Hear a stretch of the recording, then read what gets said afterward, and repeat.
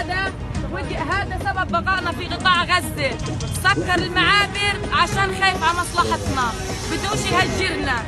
صح ساعدنا بإيش قدر المستطاع ساعدنا، لكن هذا سبب بقائنا في هذا البلد.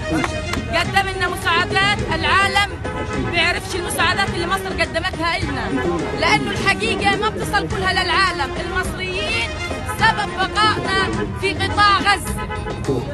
هذول هم المصريين. عبد الفتاح السيسي اللي تحدى العالم وتحدى الامريكان وتحدى الغرب واسرائيل، وضلوا واقف معانا ضد التهجير وضد العمليه اللي كانت تسعى الى تهجيرنا ورمينا في بلاد العالم. فتح ابوابه النا السيسي في بدايه الحرب، فتح ابوابه النا عشان يحتوينا من القصف والدمار. بعديها لما لقى مخططات اليهود والصهاينه والامريكان بدهم يهاجرونا، سكر البوابات مش ضدنا، لانه هو معنا، بده يضلنا في قطاع غزه، بده يضلنا، بده يخلينا متجدرين في ارضنا. احنا بنشكر كثير المصريين قد المصريين ساعدونا عن طريق تطبيقات جوال.